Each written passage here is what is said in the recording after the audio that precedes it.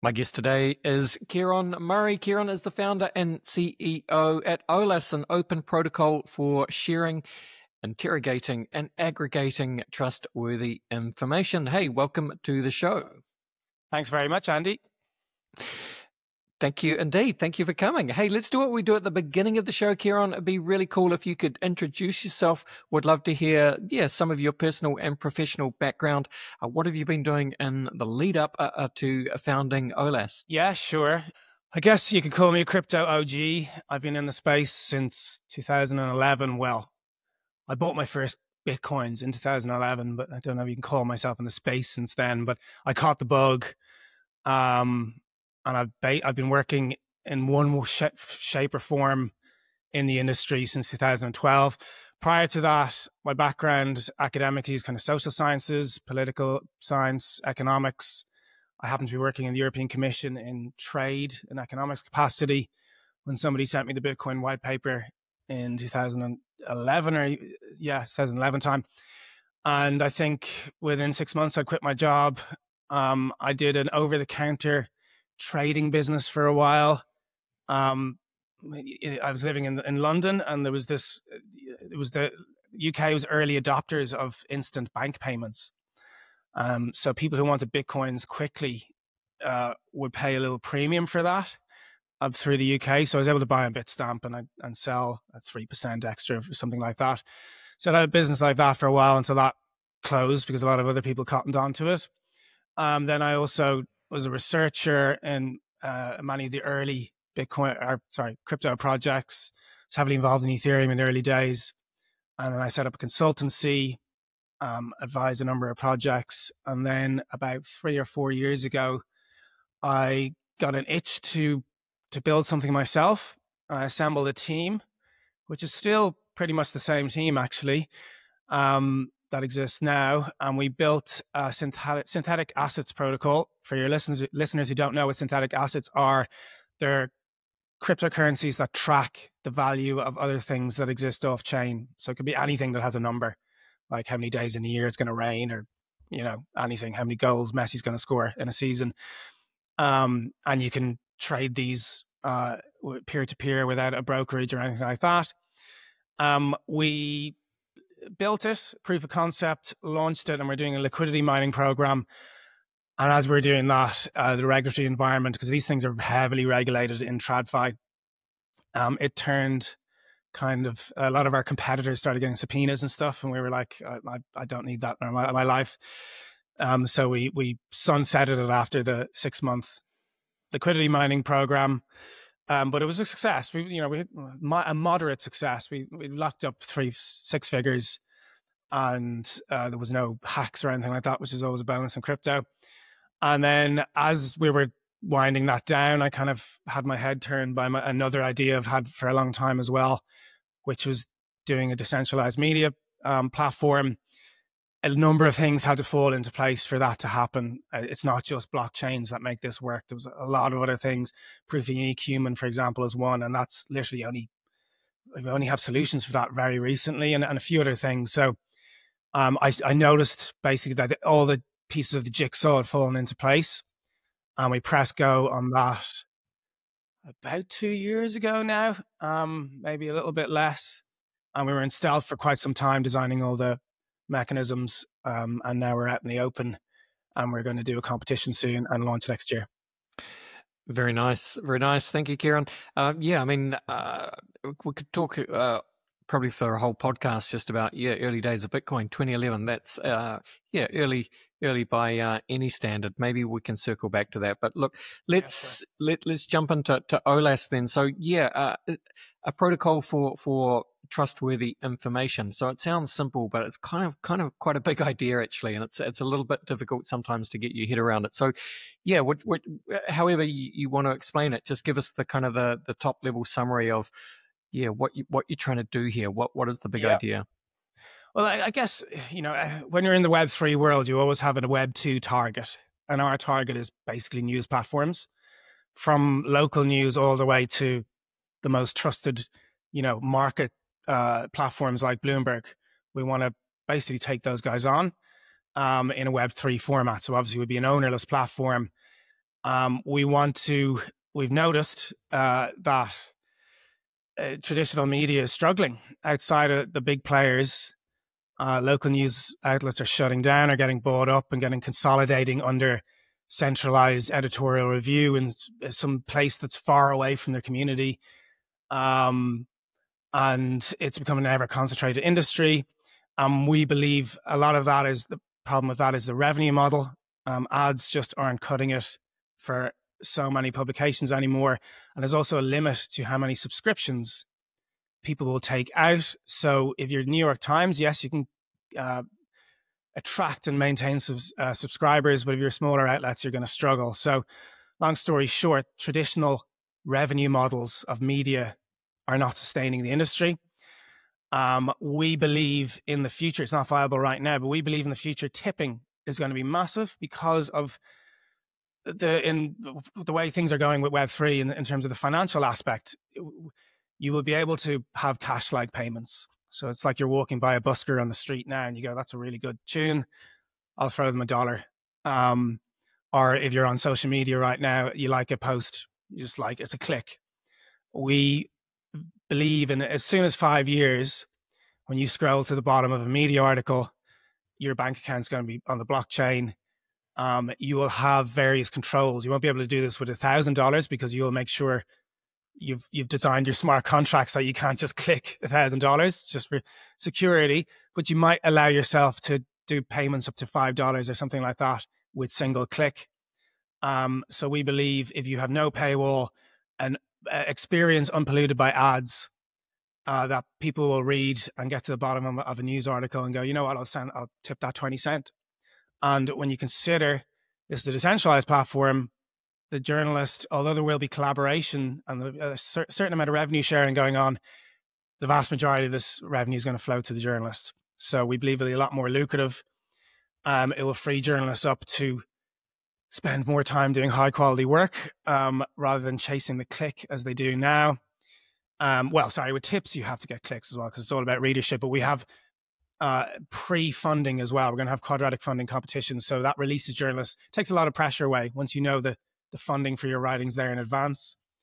And that's the kind of the economic model side of things. And the other side of things is the quality control. At the moment, that tends to be done by editorial review in committees. If they exist in many newspapers, those things have been gutted so much that people are just not there to do them anymore. But if they do exist, they often exist under an ownership that has given them an editorial direction that is extremely biased. So their job is to find the truth is already a little bit skewed. What we're hoping to do is, and it's the only way you can do it on a Web3 platform, is allow the crowd to do this. But if you're going to allow the crowd to do it, you have to design very careful mechanisms because the crowd can be a mob. The crowd can also be bought. The crowd can collude.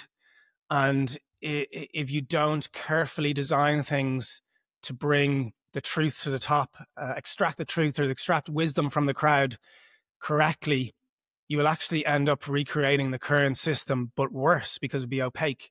At least you know what editorial direction Fox News has, or the Telegraph or the Guardian in the UK.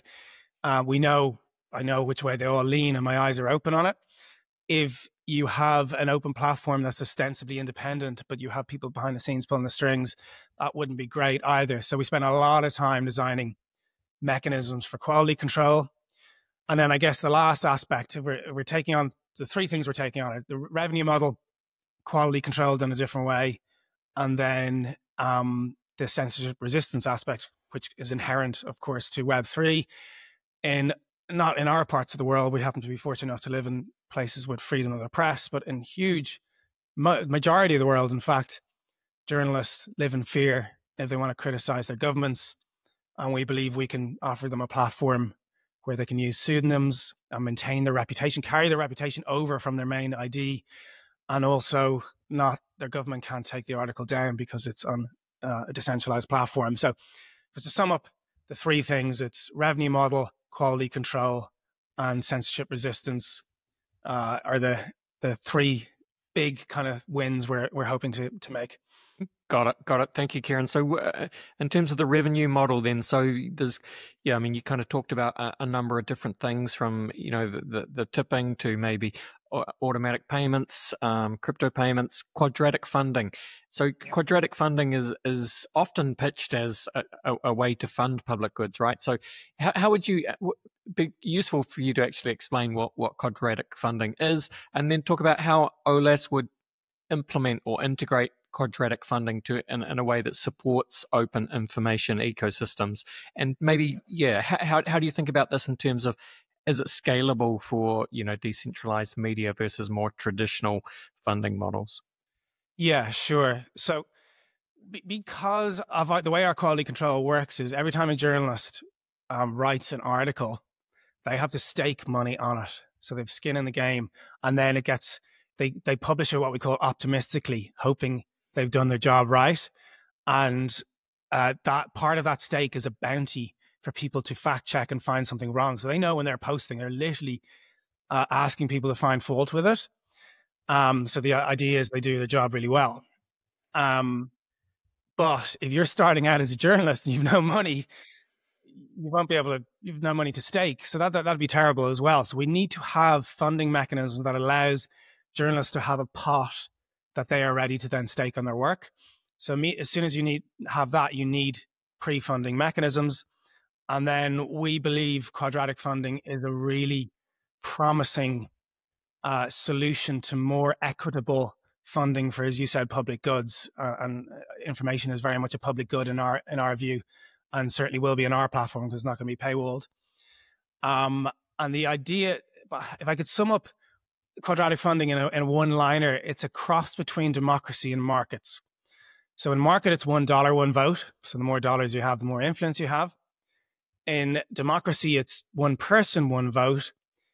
And it's almost the opposite then, that no matter how much information you have, you get the same say. So you could be an expert in nuclear physics, and this other guy who knows nothing about it as a vote. And that's a bit, it's not great. And it's also not great that you can just buy a market.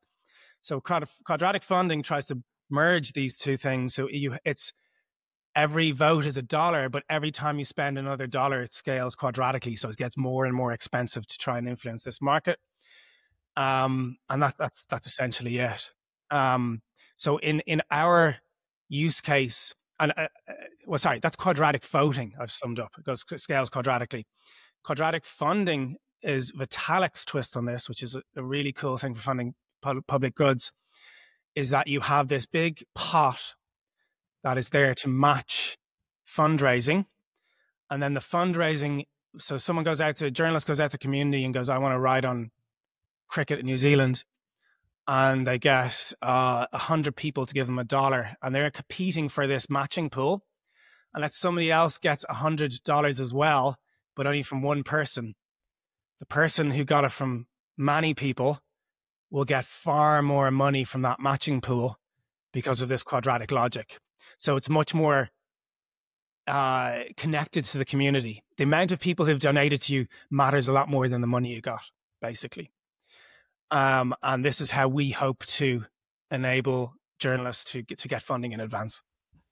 Yeah, and look, interesting that you should mention Vitalik. Obviously, Vitalik, the linchpin of Ethereum, of the Ethereum community, a prolific developer, thinker, writer, and of course, Vitalik went through one of those phases. I think it was last year when he wrote a whole lot of different, let's call them blogs on all sorts of things. But one of the blogs was called "From Prediction Markets to Info Finance." So he was talking about all these kind of things. And I know that you tweeted about that, talking about how what you guys are doing at Olas, very, very similar. And I know Vitalik responded to that tweet saying that he appreciated the work that you guys are doing in this area, right?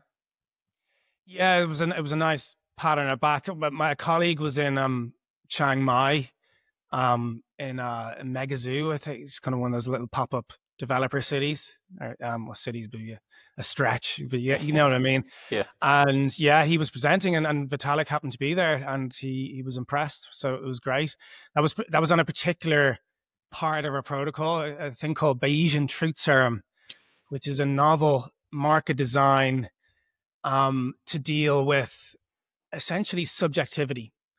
Markets are amazing to deal with uncertainty, but weirdly enough, you need about certainty about when the event is going to occur. So, for example, the golf was on yesterday. If you want to bet on Rory McIlroy or lay him when he was 20-1 on the 13th, you would have done it in confidence, knowing your bet was going to be resolved in an hour or two. Whereas if you have no idea when the truth is going to become apparent to everyone else, if you set up a market, that market will inevitably devolve into a popularity contest, because you're just going to be judging what's the current vogue. So if you're contrarian, and this is a great thing about markets, if you have inside information, you think everyone else is wrong, that's actually a really good way to profit, right? The price is probably going to be very good. But normal markets can't handle these situations very well when there's no definitive event, settling event. And the problem is, most stuff people write about in the news, opinion, is about all these questions that are highly subjective. I don't have definitive answers and won't for some time. And it would be a tragedy, but there is such thing as good opinions, that said. So it'd be a tragedy if we couldn't find a way to bring those opinions to the fore. And I went digging, and I discovered this thing called Bayesian truth serum that was initially thought up of to incentivize people to give honest answers in surveys. So a lot of social science surveys are dogged by social desirability bias. So like if somebody asks you, would you pay more taxes to fund, I don't know, a local athletics track or something like that? And when you ask the person, they go, yeah, of course. And then when it comes to the election time, they're like, I don't know, want to pay more taxes. So people are incredibly dishonest in these surveys, basically. So he designed this system where he goes, 2-question system, where he asked respondents to go, well, what do you think the crowd will answer this? And then what is your answer? And it releases you to basically you get scored on both. So it releases you to predict what's the popular answer and then give your own honest answer. And then about 10 years after this is really successful in psychology, it was kind of revolutionary. And about 10 years later, he realized the aggregate answer itself from this survey is a really good predictor of the truth, of the eventual truth. And so we have taken this and we've repurposed it a lot for continuous probabilities. I won't go into this, kind of a lot of math and stuff, but essentially, we've allowed people to give a probabilistic answer instead of yes or no binary. They can say there's a 60% chance this is a good opinion or something like that. But we are, so it's a very novel thing. We've implemented probably the most novel thing on our platform. We presented Vitalik, who's very enamored with it. And that's actually the competition we're going to be running now from the end of May, hopefully. We're going to enable people to weigh in on controversial, subjective tweets and amass a lot of data and hopefully train our system to be better by the time we launch next year. Absolutely fascinating. It reminds me, though, Ciarán, that what you're saying about the quizzes that people do, and they answer one way, but then when presented with that opportunity in the real world, they're like, no. So if you say to people, will you spend more money for a public good? They think, of course. But then when it comes down to it, no. But isn't that true in the same way that's the problem with essentially paying for content on the internet, or as you described it, tipping? We saw that with Twitter when they enabled Bitcoin tipping on the Lightning Network, I believe. No, absolutely no one used it. But so what the solution to that, as I would see it, is simply, I don't know how you would implement this, but it's more just like you have some kind of license maybe to use the internet, and it's just automatically you pay 5 cents every 5 minutes you spend on a website or something, and it's just seamless. And is that possible or not? Yeah, I think so. Look, the Lightning Network. Well, first of all, Bitcoin, people don't, apart from the darknet for obvious reasons, because it's the only currency you can really use, or Donna Monero or whatever. Bitcoin is not used as a currency. It's a speculative asset. Anyone I know who's ever bought it has not bought it to spend on coffee. They want to make money. Sure. So that's the first thing. Second thing is, there, as much and all as Lightning Network reduces fees, there's still a huge amount of friction to using it. Long before it got plugged into Twitter or X, whenever, I can't remember which it was that it got plugged into, nobody's using it anyway. So I wouldn't use that as a standard to why tipping it would be a success or failure. And then in the Web 2 world, it's never really taken off either. And the reason that is transaction fees, because there's a huge amount of coordination that's involved among... It's just friction. It's friction. Yeah, competitors. And they just have never been bothered to do it. So I think Stripe can offer, like, the lowest they can offer something like 30 cents per transaction. So that's your floor there straight away. So it's just, and then there's the friction element. So you have to take out, so for that reason, you have to, they tend to, now it has worked on Twitch, actually, is one success story, but you have to block book your your tips. It's like $10 in advance, and then you tip from that pot and then do it again. So even that's not great. So we're hoping to get to a point where people will have USDT or URT or whatever a currency. Their fiat currency is going to be on the blockchain, the currency they use for day-to-day spending, and the friction involved will be pretty much close to zero. And that's our big bet. Can I be certain it's going to pay off? No, but I'm highly confident that this is the way payments are going on the internet. Okay, so another piece of this puzzle, Ciarán, is the proof of unique human identity problem. So yeah, maybe first explain why that is a problem, and then talk about how you're looking to solve that. Yeah, sure. So this comes down to the integrity of our system. Some things I've spoken of so far, like the market mechanism themselves, to incentivize people to tell the truth. So that's where Bayesian truth serum comes in. But that on its own is even not enough, because it's enough in the sense if everyone's a rational individual actor trying to maximize their profits. But it's not safe against colluding entities that get together to manipulate a market. And to prevent collusion, you need to make sure people don't set up thousands of bots, and B, make sure people don't set up thousands of accounts that are just them, and C, people don't get in a room and collude with each other. So this is where proof of unique human comes in. Anyone who sets up an account on our platform can only have one account, and we use biometrics that if they try to set up another one, they will be prevented from doing so. So you won't be able to be a journalist and then have 1,000 sock puppet accounts to vote for yourself and produce substandard work and get paid for it. And allied with this, we also have pairwise voting. So everyone will have a voting budget. Let's say a journalist has 100 buddies who keep just giving them a high score. That will only work for 2 or 3 articles, because the system will see these 100 people keep voting the same way for this same journalist, and they use up their voting budget, and they'll cease to have an effect on that market. So there are kind of big controls against the system being gamed. Yeah, makes sense. All right. Well, look, you talk about being an open knowledge protocol. So we talked about, I think, content as kind of like a public good, but yeah, how do you think about open knowledge in a Web3 context? What does it mean for the future of creators, curators, consumers? Yeah. Well, the thing with open systems, they're just completely extensible and can be modular in many ways. And like a lot of people, when I've talked to VCs or people, possible investors in our project, they've always go, "What's your distribution strategy?" Like, I don't have one, because we actually don't view it. Although we're trying to take on newspapers who have to think all day long about distribution, that's pretty much their main thing that occupies their time. We see ourselves as this trusted database, this almost like to use a blockchain analogy, an L1 for information. So anything that gets submitted to this system will get the Olas stamp of quality control, that this was submitted with a stake. It was submitted to highly decentralized and with really tight market mechanisms that bring accuracy and truth to the fore.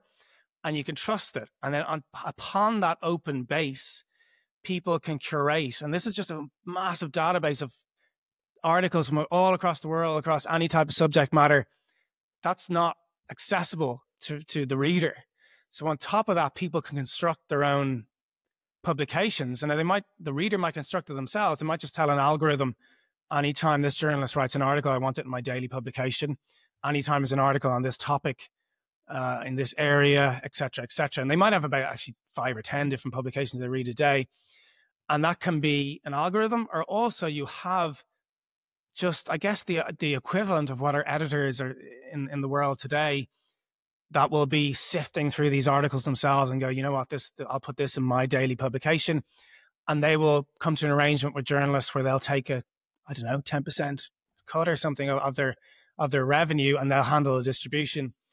We can even integrate photographers into this through NFT payments. Lots of things we haven't even thought about, and this is the beauty of open systems. People will build on top of us, and I guess that's the power of open systems. You talked about algorithms, and what is going to power algorithms, or what does power algorithms? AI, right? So, if you kind of big picture that, what are the? I'm sure AI is could be seen as a threat to information integrity, but also as a potential tool to defend information integrity and improve the signal to noise ratio. There's also, I guess, the problem of AI generating content at scale, and what that looks like for these kind of platforms. How do you think about AI in this context? Yeah, no, you hit the nail on the head. So a lot of the problem with online information these days is that traditional media has had to compete with micromedia. So the internet gave everyone a printing press, essentially. But the problem with a lot of this micromedia is there's absolutely zero quality control. But the thing that goes viral on the internet is the outrage or the sensational stuff, and traditional media has kind of had to stoop to that level to compete.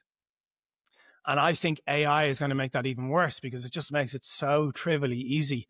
You feed in 5 bullet points to ChatGPT about something you want to write on, and boom, it's gone. So it's going to supercharge this. So the need for this kind of global, tools of review almost built into the internet itself is more dire than ever before, I think. So that's the threat model, but the way we can harness, AI is just a neutral tool. You can use it for good and bad. We're hoping to use it for good. I mentioned earlier about how people are posting articles, and then there's a bounty for fact checking.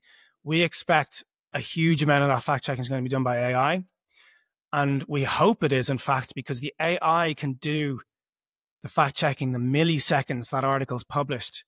And it means it can already create a flag. Now, it won't be resolved for a week or two, whether the journalist or the fact checker was correct, but at least the reader will see this sentence here is disputed. And that is actually really important, because a lot of people who've been studying the implementation of community notes have noticed that by the time the community note gets to a post, it's already gone viral. So first problem is that people who saw the misinformation in the first place may never see that note. And then interesting, somebody did a study into this, even if they do see it, they tend to just keep the misinformation with them, even though it's been corrected. So it's quite fascinating with human psychology. So getting in there before any human eyes see it is actually crucial. So we're hoping AI will play a huge role in fact checking, but we will never hand over the final adjudication to AI, because I think, humanity's information is far too important for that. It'll be a human panel of juries, or human crowd, that will decide between the prosecution and defense, if you will, eventually. But yeah, AI is going to have a prominent role. Yeah, no doubt. So, Ciarán, it sounds like to me you can kind of see that the different pieces of the puzzle that will be Olas are already out there live and kind of battle tested. There are micropayments. Micropayments work. There's a lot of different AI solutions for all sorts of things working. The prediction markets, like the rise of Polymarket, has been fascinating to watch. I'm sure you've been observing that. So, what needs to happen for all of this to come together and for Olas to gain traction? What is it sort of? What is your next few years look like, and how do you go about getting the flywheel moving, getting product market fit, getting users onto the platform, attracting creators, consumers, making it all work? Yeah, no, you're dead right. There's a number of proof of concepts out there for all these building blocks.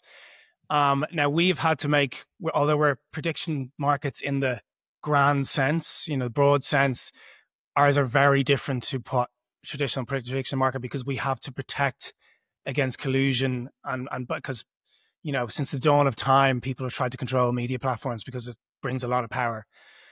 So we've had to design ours very differently. So quite novel designs. So we need to make sure they work. So that's your first blocker there. That's why we're running competitions to battle test them. Second of all, although these all exist, plugging them together into one platform, and we're building on StarkNet. So a lot of the toolings, a lot of stuff we might be porting over. For example, we're going to use World ID.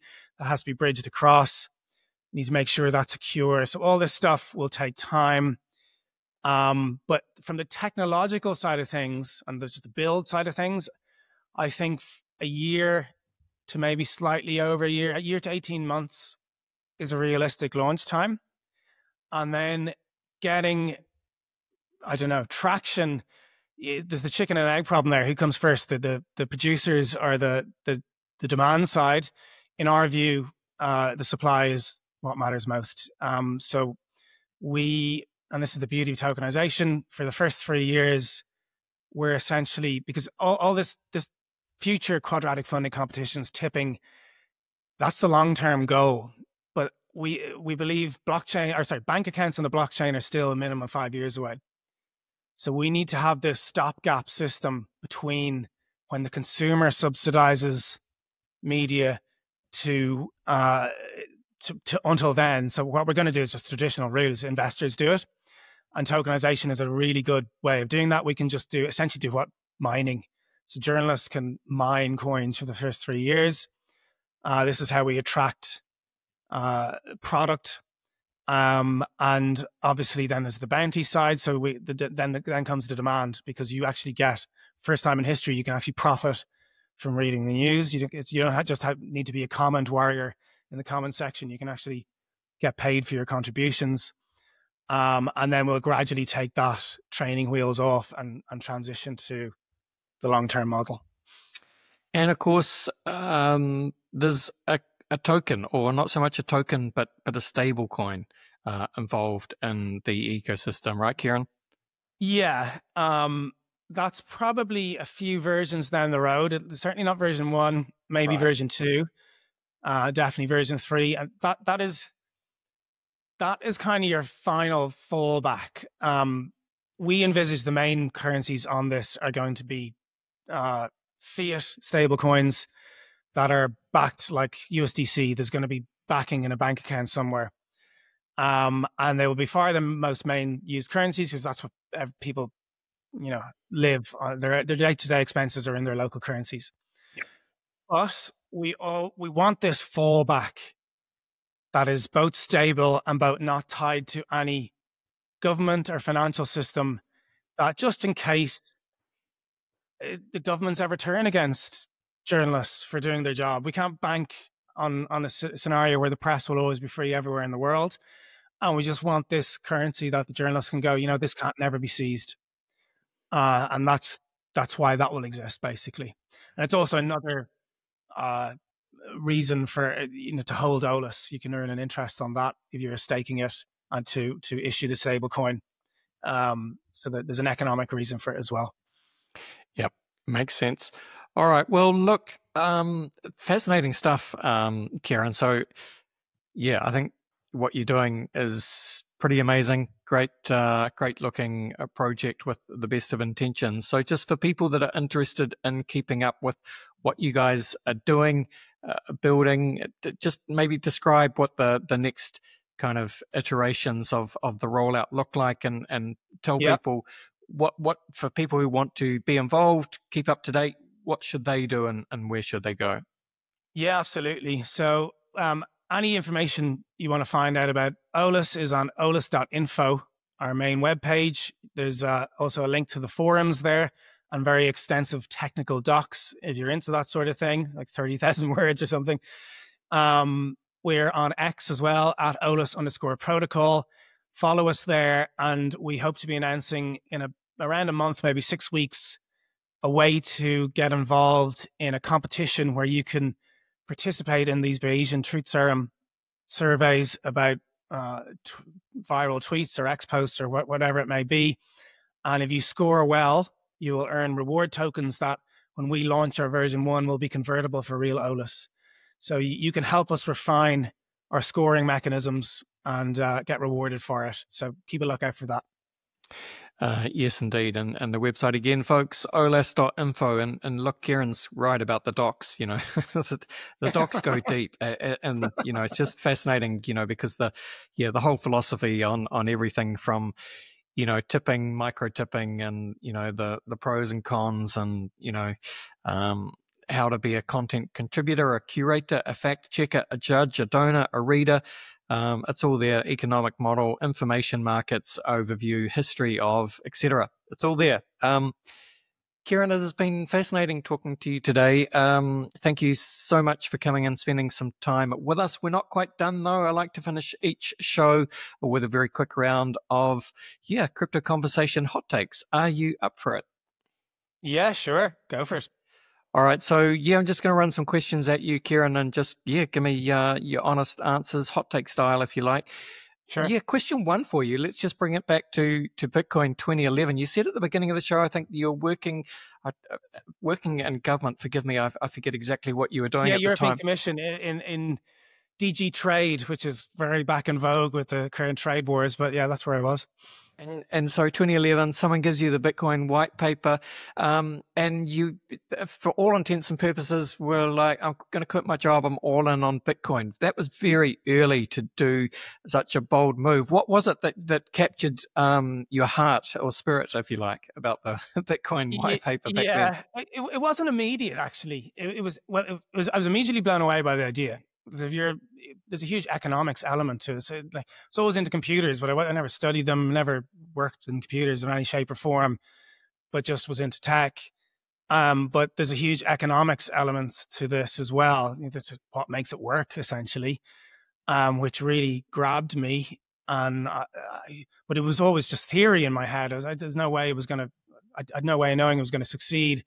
And then, weirdly enough, there was that famous article in Gawker that is now gone by the wayside, but where Chuck Schumer spoke in the Senate about the Silk Road, and I was like, okay, if they're using it for nefarious stuff, this actually will be used for other stuff. Eventually, it works. So the proof of concept was there, if you will, and that's when I started really, taking interest, and I quit my job shortly after that. Nice. I like it. All right. Well, the next question is normally the first question I ask people. It'll be interesting to see your take on this. Where would you say that you sit, Ciarán, on the Bitcoin maximalist to multi-chain opportunist spectrum? I think there will definitely be a multi-chain world, primarily because Bitcoin couldn't literally handle it couldn't. Because it's so limited, it's scripting. Satoshi only included a few scripts, and a lot of them are turned off. So if you have a grand vision, for example, what we're building, a Web3, it's not, it can't secure it. Now that, weirdly enough, is possibly going to change with collisions. And Starknet are doing some really good work on that, and it may actually end up being able to compete with Ethereum on securing L2s that are even interoperable. But that's still some way down the road, and we're not going to wait for that. But yeah, look, I think there are a number of chains now, like way more than the number. But I do think we're going to start seeing consolidation, because eventually network effects are going to matter. They haven't until now, because it's just, in the first few years was just everyone was jumping on the next chain. If you missed Ethereum, you want to get the next one, et cetera, et cetera. But, you know, the markets, as we all know, they're now looking for revenue. So chains are going to have to show it. I say we're going to start seeing mergers and stuff like that among L1s, or a number of L1s we're already seeing going to L2. So yes, multi-chain future, but I believe only a handful of L1s, and on top of L1s, thousands upon thousands of L2s that will eventually become interoperable. Yes, very nuanced answer. Thank you, Ciarán. All right. What would you say is your firmest conviction crypto opinion? My firmest conviction is that anything that can be decentralized will be decentralized. Very nice. Thus far, crypto has overpromised and underdelivered. All these use cases we've heard being spoken about for like the guts of 10 years pretty much haven't happened. Polymarket's the only successful app, and let's face it, there are other centralized prediction markets out there. The only reason it's successful is regulatory arbitrage. You have US customers using it who aren't supposed to be using it. So we haven't really delivered. Like, for example, AI has just delivered over the last year, but I do think that is going to change. Most of it is because the infrastructure wasn't ready, it couldn't scale, and we're going to see a lot of decentralized applications proliferate very soon. No doubt. All right. Bill Gates famously said that we tend to overestimate what we can accomplish in 2 years and underestimate what we can accomplish in 10. So you look, exactly. 10 years in crypto is a long time, Ciarán, but yeah, look, Olas, let's just say Olas, what does it look like in 10 years' time? I hope that that's when we really start. So traditional media is struggling anyway, and it's getting consolidated, and I don't think it's a good thing that you have thousands of ostensibly independent outlets that are actually owned by 2 or 3 companies in most major economies around the world. So not actually independent. And then you have your big Bloombergs and New York Times of this world that are being really successful. I think if we're successful, within 10 years, you will start seeing the death of those big Bloombergs, New York Times of this world, because this model is so much more powerful. It puts much more money in the pockets of journalists, in the pockets of readers. It's open, extensible, and I just don't think traditional media will be able to compete with that. But yeah, 10 years is a very good timeline for it. We're realistic. This is a long road. 20 years till you see traditional media disappear almost, but I think 5 years we can start making it serious inroads. Yep. Very good. All right. Another way of thinking about this, of course, is a wonderful quote by sci-fi author William Gibson, who said that the future is here. The future is already here. It's just not evenly distributed. So with that in mind, can you think of an example, Ciarán, of the future being here right now, but most people aren't aware of it? I think LLMs. I think with zero, and weirdly enough, they are aware of it, but they aren't aware of how good they are. What, like, for example, ChatGPT 01 Pro has probably saved me 3 hires this year. And I'm not talking, lower down hires. We are talking top, would it cost me a fortune? And it has increased our output. So like it reduced our time to launch by I don't know how much. I know, for example, law firms aren't using it. Accountancy firms, it's there. Everyone has it, and they use it like if they want to check some like Google search. But they don't realize the productivity gains that are there right now.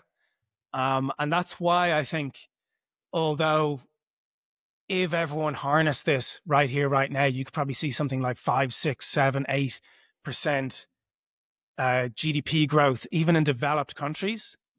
But we're the bottleneck. The tech is there. The revolution is here, but we're just too slow. We adopted incrementally, and we will continue to do so. Yeah, I very much agree.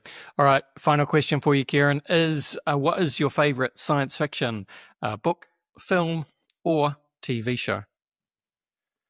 God, that's the wrong question to ask me. All I do is read nonfiction.